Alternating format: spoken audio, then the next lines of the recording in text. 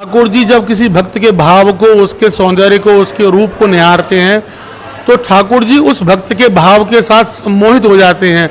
It means उसके साथ चले जाते हैं।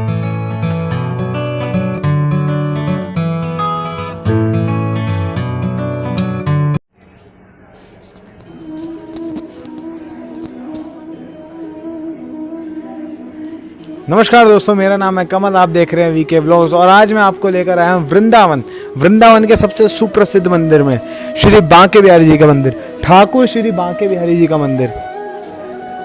तो दोस्तों अब हम आपको अंदर लेके चलते हैं और जानते हैं इस मंदिर के रहस्य और जानकारियों के बारे में। तो दोस्तों आपने देखा हम लोग आ गए हैं श्री बांके बिहारी जी के मंदिर के अंदर और हमारे साथ जुड़ने जा रहे हैं आशीष गोस्वामी जी, जो कि यहाँ के मुख्य गोस्वामी जी माने जाते हैं। तो अब हम चलते हैं आशीष गोस्वामी जी के पास। आशीष गोस्वामी जी, आइए हम इनसे मंदिर के बारे में, श्री बांके बिहारी जी के बारे में। आप देख रहे हैं पीछे बांके बिहारी जी का फूल बंगला इस समय लगा हुआ है। ये 3 महीने फूल बंगला जगाता है। बाकी हम आगे की जानकारी आशीष गोस्वामी जी से लेते हैं। आशीष गोस्वामी जी, राधे राधे जी। जय श्री राधे, जय श्री राधे जी। तो गोस्वामी जी आप हमें बताइए मंदिर के थोड़ा इतिहास के बारे में बताइए, हमारे श्री बांके बिहारी जी के बारे में आप हमें थोड़ी सी जानकारी दीजिए। मैं वृंदावन बांके बिहारी मंदिर से आशीष गोस्वामी।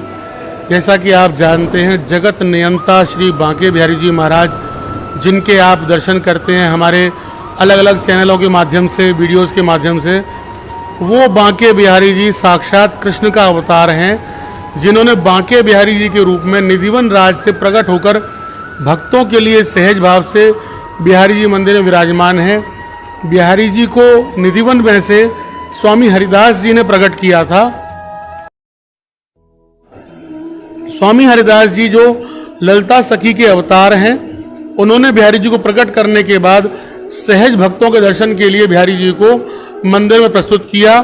बिहारी जी की सेवा पूजा स्वामी जी के वंशज हम लोग आशीष गोस्वामी एवं हमारा समस्त गोस्वामी परिवार ठाकुर जी की सेवा पूजा निरंतर करता चला आ रहा है। एक परिवार है जो भगवान की सेवा का भार जिसे मिला हुआ है। तो गोस्वामी जी आप हमारे दर्शकों को बताइए कि बांके बिहारी जी, जो हमारे बांके बिहारी जी हैं, और मंदिरों में हम देखते हैं विश्व के कि मंगला आरती होती है, सुबह 4 बजे हो रही है, 5 बजे हो रही है, लेकिन बांके बिहारी जी की आरती 9 बजे ही होती है। मतलब इसमें मंगला आरती क्यों नहीं होती? देखिए, आप जानते हैं कि मंगला आरती का भाव रहता है जिस समय सबसे पहले ठाकुर जी उठ के भक्तों को दर्शन देते हैं तो सबसे पहले मंगला आरती की जाती है। उसके बाद फिर श्रृंगार है, राजभोग है और रात्रि में शयन आरतियों का इस प्रकार से क्रम होता है। हमारे यहाँ साल में एक बार भगवान को मंगला आरती जन्माष्टमी वाले दिन ही दर्शन कराए जाते हैं भक्तों के लिए। ठाकुर जी की प्रतिदिन मंगला आरती नहीं होती है। कारण विशेष है कि बिहारी जी रात को निधिवन में अपनी गोपियों के साथ, ग्वाल वालों के साथ रास करने के लिए जाते हैं और वहाँ से लौटते समय ठाकुर जी को भोर हो जाती है। उसके बाद हमारे कन्हैया विश्राम करते हैं, ठाकुर जी को शयन कराया जाता है। तो इस दौरान यदि हम ठाकुर जी को सुबह जल्दी उठा दें तो भगवान को नींद में खलल पड़ेगी। इसलिए ठाकुर जी को सुबह 6, साढ़े 6 बजे उठाते हैं। उसके बाद ठाकुर जी का श्रृंगार करते हैं और 8:30 और 9 बजे कहीं जाकर बिहारी जी की श्रृंगार आरती होती है। अतः हमारे यहाँ मंगला आरती का वर्ष में केवल एक बार जन्माष्टमी के दिन ही प्रावधान है। हमारे यहाँ प्रतिदिन मंगला आरती नहीं होती है। तो गोस्वामी जी आप हमारे दर्शकों को ये बताइए कि जैसे बांके बिहारी जो है वो कहा जाता है निधिवन में प्रकट हुए थे हरिदास जी के भक्ति रस से, लेकिन उनकी जो श्री विग्रह है वो यहाँ कैसे मतलब प्रकट हुआ है, यहाँ कैसे आया वो श्री विग्रह? देखिए, आज तो जगह जगह मोहल्ले स्थान का नाम बदला हुआ है, लेकिन उस समय ये सब बहुत नज़दीक था। यमुना निधिवन के नज़दीक बहा करती थी और ये मंदिर भी जगह, ये भरतपुर के राजा की जगह है। ये पूरा मंदिर उन्होंने बनवाया है। स्वामी हरिदास जी ने बिहारी जी को यहीं मंदिर के इस प्रांगण में ठाकुर जी को विराजमान किया था, छप्पर के नीचे। उसके बाद भरतपुर के राजा दर्शन करने के लिए वृंदावन आए और ठाकुर जी के दर्शन करने के दौरान भगवान को, उस समय हमारे यहाँ पर्दे की परंपरा नहीं थी, इसलिए ठाकुर जी रानी के साथ सम्मोहित होकर यहाँ से भरतपुर चले गए। भरतपुर से जब गोस्वामी लोग ठाकुर जी को पुनः वापस वृंदावन लाए हैं तो राजा ने भगवान के लिए भरतपुर में भी बहुत सुंदर मंदिर बिहारी जी का बनाया हुआ था, लेकिन बहुत ही अनुनय विनय करने के उपरांत भगवान को पुनः यहाँ विराजमान किया गया। जब ठाकुर जी को यहाँ विराजमान किया गया उस समय राजा के बेटे रतन सिंह ने स्वयं यहाँ रहकर मंदिर का निर्माण करवाया। जिस स्थान पर रतन सिंह विराजमान रहे थे मंदिर बनाने के दौरान, आज भी उस जगह को रतन छत्री के नाम से जानते हैं। तो इस प्रकार से मंदिर का निर्माण हुआ और ठाकुर जी को यहाँ गर्भगृह में विराजमान करवाया गया। जी आप हमारे दर्शकों को अब ये जानकारी दीजिए कि और किसी मंदिर में, कहीं भी विश्व के किसी मंदिर में किसी भी शिव विग्रह के आगे पर्दा नहीं किया जाता, तो हमारे श्री बांके बिहारी जी के शिव विग्रह के आगे पर्दा क्यों किया जाता है? देखिए, जैसा कि मैं आपको बताना चाहता हूँ, ठाकुर जी हमारे प्रेम रस में विभोर रहते हैं। ठाकुर जी जब किसी भक्त के भाव को, उसके सौंदर्य को, उसके रूप को निहारते हैं तो ठाकुर जी उस भक्त के भाव के साथ सम्मोहित हो जाते हैं। इट मीन्स उसके साथ चले जाते हैं। जैसा कि पूर्ववत भी हुआ, बिहारी जी भरतपुर के राजा के साथ उनकी रानी के साथ सम्मोहित होकर चले गए थे। इसलिए वो भगवान का और भक्तों का जो आपस में सम्मोहन है, जो अट्रैक्शन है, जो लगाव है, उसे तोड़ने के लिए ये पर्दा किया जाता है। सदगुरुदेव इस बात का वर्णन करते हैं कि जीव और ब्रह्म के बीच में ये माया रूपी पर्दा है। जीव माने हम और आप, भगवान ब्रह्म है। ये माया रूपी पर्दा हमको एक दूसरे से अलग करता है। यदि जीव और ब्रह्म एक हो जाएंगे तो दोनों एक साथ ही ब्रह्म का रूप, उनका भाग हो जाते हैं, अंश हो जाते हैं। इसलिए दोनों को पृथक करने के लिए पर्दा लगाते हैं। दूसरा भाव ये माना जाता है कि जब जब बिहारी जी को भोग लगाते हैं, आपके द्वारा चढ़ाई गई माला भगवान को पहनाते हैं, तो इसलिए भी पर्दा लगाया जाता है। पर्दे के बारे में बहुत सुंदर भाव ब्रज के एक संत ने ठाकुर जी के सामने कहा, मैं आपको सुनाना चाहता हूं।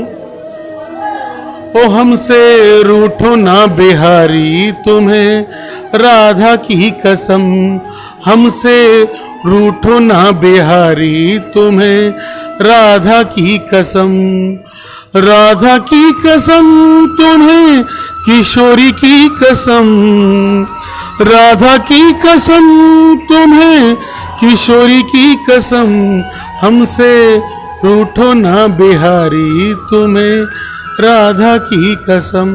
ये भाव ठाकुर जी से कहते हैं भक्त कि ठाकुर जी पर्दा लगाकर हमसे रूठिए मत, आपको राधा रानी की सौगंध है, हमें अवरोध गति दर्शन देते रहिए ताकि हम आपको एक टक निहारते रहें। तो गोस्वामी जी आप हमें, हमारे दर्शकों को थोड़ी सी जानकारी ये भी दीजिए कि कहा जाता है कि इस श्री बांके बिहारी जी के मंदिर के बारे में यह प्रचलित है कि जो विग्रह है वो ये कहता है कि वो मान्यता यह है कि एक प्राण दो देही राधा कृष्ण सनेही, मतलब दो उस प्राण एक मूल विग्रह में एक ही दर्शन माने जाते हैं। तो इसके बारे में आप थोड़ा सा बताइए। देखिए, बहुत सुंदर प्रश्न है कि ठाकुर जी राधा रानी को अपने साथ एक ही रूप में विराजमान किए हुए हैं। यही श्री बिहारी जी का एक अनुपम रूप है। Radha plus Krishna is equal to Banke Bihari एक क्वेश्चन है, क्योंकि यहाँ राधा की अलग से सेवा नहीं है, राधा बिहारी जी के अंदर ही उनके स्वरूप में विराजमान है। ठाकुर जी के बाम अंग में राधा के दर्शन होते हैं। आप मेरे साथ विचार कीजिए भगवान के दर्शन को अपने मन में धारण करते हुए। ठाकुर जी के बाम अंग का जो मुकुट है वो ठाकुर जी के दाहिने अंग के मुकुट से छोटा है, झुका हुआ है। उसके बाद बाहिनी साइड में ही ठाकुर जी की चुटिया है जो राधा रानी के रूप को दर्शाती है। उसके बाद ठाकुर जी का जो लहंगा है वो राधा रानी के लहंगे को दर्शन कराता है। और उसी प्रकार से ठाकुर जी के बाम अंग में राधा रानी की गद्दी सेवा है और दाहिने अंग में ठाकुर जी का बड़ा मुकुट है। ठाकुर जी के करदों में बांसुरी धारण है, ठाकुर जी की कमर में कटकाचनी धारण है। और उसके बाद ठाकुर जी के जो चरणों में कमंडल रखा हुआ है, करुआ लोटा रखा हुआ है और ठाकुर जी के वहीं जो जल का पात्र है वो रखा हुआ है। तो ठाकुर जी के श्री बांके बिहारी विग्रह के अंदर ही राधा कृष्ण के समावेश दर्शन होते हैं। जब आप दर्शन करने मंदिर आए तो इस भाव से भगवान को जब देखेंगे तो आपको साक्षात राधा और कृष्ण का एक साथ समाहित रूप, दो प्राण एक देह में बिहारी जी दर्शन देंगे। दोस्तों अब मैं आपको एक ऐसा बांके बिहारी जी के बारे में एक ऐसी जानकारी दूंगा जो शायद किसी को नहीं पता होगी, जो हमारे गोस्वामी जी बताएंगे। उन्होंने अभी हमें बताया कि जो बांके बिहारी जी का शाम का भोग रहता है वो एक उत्थापन भोग करके रहता है। तो उसके बारे में ज़रा हमें गोस्वामी जी से पूछना है।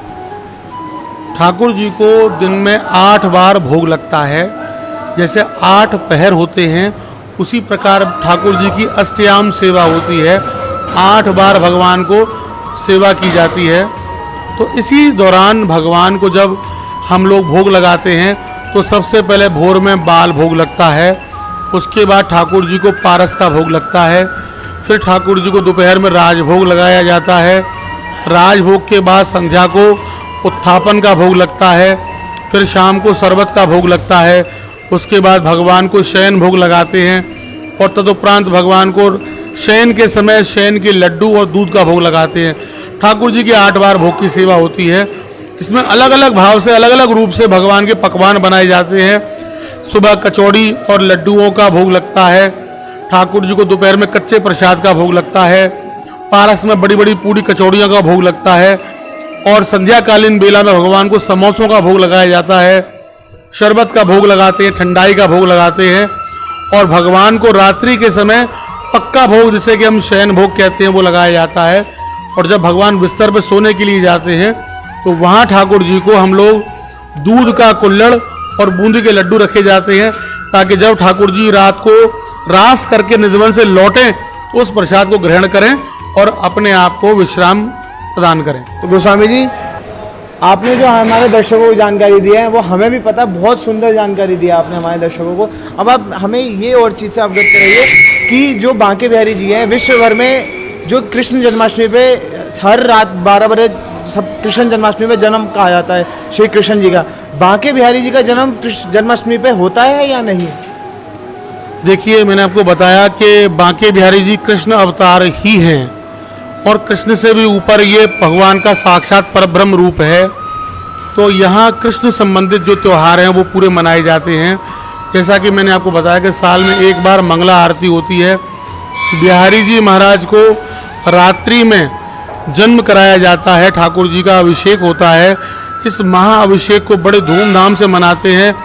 भक्त श्रद्धालु देश विदेश से वृंदावन आकर बिहारी जी के अभिषेक सेवा में शामिल होते हैं। उस अभिषेक सेवा के बाद भगवान को चांदी की नाद में खड़ा करके और सोने की छलनी से उसमें अमृत वर्षा की जाती है, जिसमें कि दूध, दही, घी, बूरा, शहद, पंचामृत से अभिषेक कराते हैं।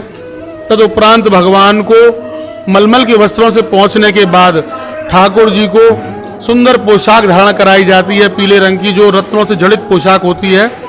और उसके बाद बिहारी जी महाराज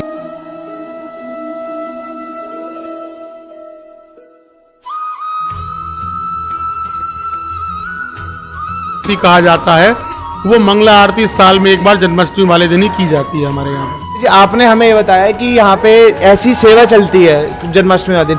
अब बांके बिहारी जी का जन्मदिन कब मनाया जाता है, ये आप हमारे दर्शकों को थोड़ा बताइए। जी हाँ, ये बहुत सुंदर आपका प्रश्न है और ये जानकारी भी बहुत ज़रूरी है कि भगवान कृष्ण का जन्मदिन जो है वो जन्माष्टमी के दिन मनाया जाता है, ये सबको पता है। लेकिन बिहारी जी किस दिन प्रकट हुए थे निधिवन दास से, स्वामी हरिदास जी ने उन्हें कब प्रकट किया था, ये जानकारी बहुत कम भक्तों को होगी। तो मैं इस ब्लॉग के माध्यम से आपको बता दूं कि बांके बिहारी जी का जन्म जो है वो बिहार पंचमी के दिन हुआ था। दिसंबर के महीने में ये पर्व आता है और इस समय भगवान बिहारी जी महाराज को निधिवन से स्वामी हरिदास जी ने प्रकट किया था। और वो दिन एक ऐसा दिन है जिस दिन सीता और राम का विवाह भी हुआ था। ये सर्वोत्तम और एक ऐसा पर्व है जो पूरे भारतवर्ष में मनाया जाता है।